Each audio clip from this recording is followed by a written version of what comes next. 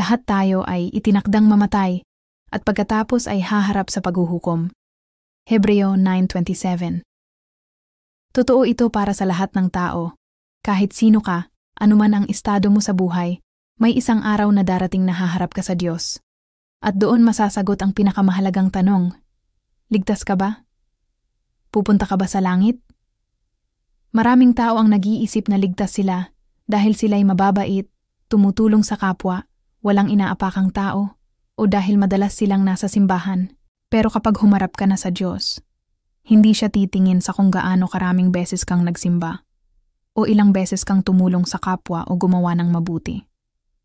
Ang tatanungin niya ay, tinatanggap mo ba ang anak kong si Jesus bilang hari at tagapagligtas ng buhay mo? Kaya bago tayo magpatuloy, ito ang hamon ko. Huwag nating palampasin ang pinakamahalagang tanong ng buhay. Ligtas ba ako? Dahil sa huli, iyon lang ang magdidikta kung saan natin gugugulin ang eternity o habang buhay, sa piling ng Diyos o hiwalay sa Kanya. Kapatid, mahirap na ang buhay dito. Pero mas mahirap ang habang buhay na hindi kasama si Kristo. Sa impyerno, walang tigil ang paghihirap, wala nang pag-asa, walang pahinga, at wala nang pag-asa na magbago. Ang impyerno ay isang katotohanang marerealize mo na lang kapag huli na ang lahat. Ayon sa datos, mula taong 2000 hanggang ngayon, higit 23 milyong tao ang tumalikod sa pagiging Kristiyano at ngayon ay nagsasabing, wala na silang pananampalataya. Iba, yung naging atheist, agnostic, o naniniwala lang sa spirituality. Grabe, hindi ba? Pero ibig bang sabihin nito, naligtas sila noon tapos nawala ang kaligtasan nila? Ang mas malaking tanong, ligtas ba talaga sila sa simula pa lang? Maraming tao ang nagkaroon lang ng emosyonal na karanasan sa loob ng simbahan, pero hindi totoong binago ng Diyos. Tandaan, ang tunay na kaligtasan ay hindi lang damdamin, kundi pagbabago ng puso at buhay. Ang taong ligtas ay may bunga, may nakikitang ebidensya ng pagkilos ng Diyos sa kanyang buhay. Number 1. What true repentance means. Kapag naririnig natin ang salitang pagsisisi, madalas ang naiisip natin ay isang galit na mangangaral na puro bawal at parusa. Pero ang totoong repentance ay hindi ganon. Ito ay isang pag-ibig na desisyon. Ang pagtalikod sa mga bagay na pumapalit kay Lord sa buhay mo. Isipin mo na parang kasal. Kapag may lalaki na nagpropose ng kasal sa babae, kailangan niyang magdesisyon. Iiwan ko ba ang lahat ng iba para sa isang ito? Ganon din sa pagsunod kay Jesus. Ang repentance ay yung sinasabi mo, iiwan ko na lahat ng idol ko, lahat ng maling inuuna ko, para kay Kristo. Ayon sa Hebrews 6, repentance ang unang pundasyon bago ang tunay na pananampalataya. Kaya kung walang pagtalikod sa dating pamumuhay, mahirap magkaroon ng tunay na pagbabago. Number 2, Lordship of Jesus versus Cultural Christianity. Marami ang kumikilala kay Jesus bilang tagapagligtas, pero hindi bilang Panginoon. Ang salitang Savior ay lumalabas lang 36 beses sa Biblia, pero ang Lord ay mahigit 7,700 beses. Ibig sabihin, mas pinapahalagahan ng Diyos ang pagiging hari niya sa buhay natin kaysa sa pagiging tagapagligtas lang. Pero madalas, ang Kristyanismo ay nagiging kultura lang. Pupunta sa simbahan, makikisabay sa gawain, pero sa puso, hindi pa rin tunay na surrendered kay Jesus. Ang totoong Kristiyano ay hindi lang relihiyoso. Siya ay disipulo, isang taong sumusunod, sumusuko, at nagsasabuhay ng salita ng Diyos. Kapag si Jesus ay Panginoon, siya ang nasusunod, hindi tayo. At doon nakikita ang bunga, pagbabago ng ugali, direksyon, at layunin sa buhay.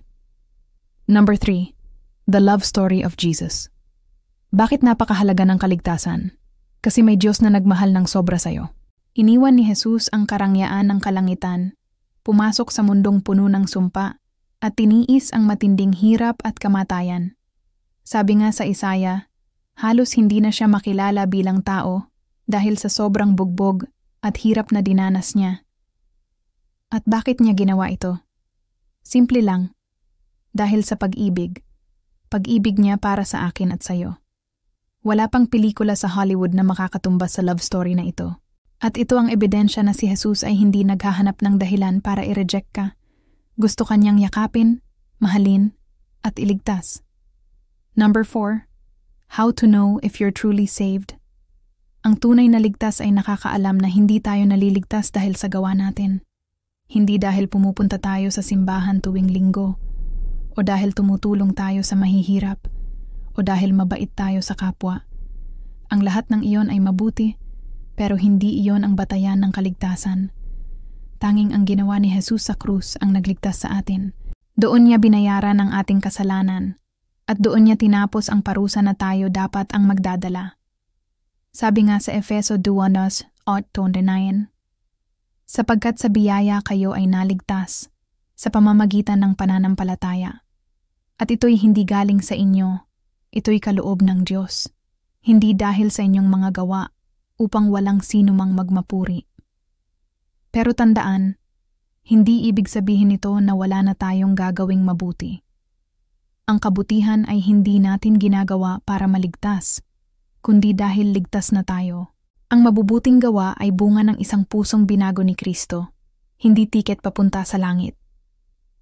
Kaya ang ebidensya ng tunay na kaligtasan ay makikita sa pagbabago ng buhay, hindi sa relihiyosong checklist. Number 5. Evidence of true salvation. Paano mo malalaman kung tunay kang ligtas? Hindi dahil sa damdamin, kundi dahil sa pagbabago ng puso at ugali. Ang taong ligtas ay nagkakaroon ng bagong pagnanasa, gustong sumunod kay Lord, gustong umiwas sa dating kasalanan, at gustong ibahagi si Jesus sa iba. Oo, nagkakamali pa rin tayo. Kahit ang mga disipulo, nadapa at nagkamali. Pero ang pagkakaiba ay ito. Kahit madapa, babangon pa rin at babalik kay Lord dahil siya na ang hari ng puso. Ang tunay na ligtas ay hindi perpekto, pero loyal siya kay Kristo.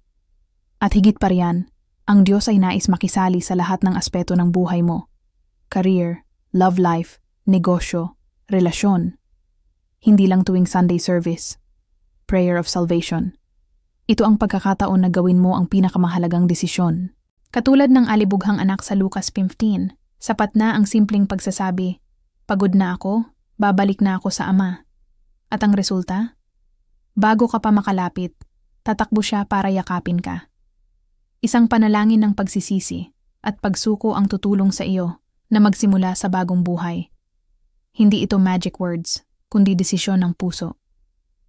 At kung gagawin mo ito ng totoo, mararanasan mo ang tunay na kapayapaan at kaligayahan na nagmumula lang kay Kristo.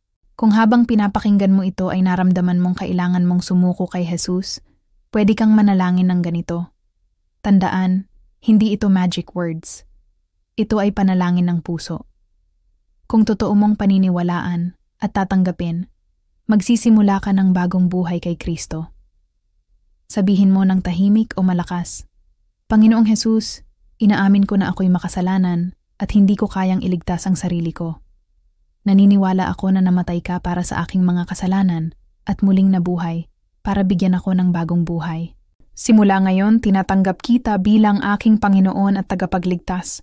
Patawarin mo ako, baguhin mo ako, at ikaw na ang manguna sa buhay ko. Salamat sa iyong pag-ibig at sa kaligtasang kaloob mo. Sa pangalan ni Jesus, Amen. Kung nanalangin ka ng desisyong ito ngayon, gusto kong batiin ka bilang bagong anak ng Diyos. Pero dito pa lang nagsisimula ang journey. Hanap ka ng community na tutulong sa iyo lumago, magbasa ng Biblia, at magdasal araw-araw. Kung tinanggap mo si Jesus ngayon, huwag mong itago ang magandang balitang ito. I-share mo ang video na ito sa mga mahal mo sa buhay na hindi paligtas. I-comment mo rin ang iyong testimonya o prayer requests para mapag-pray ka namin.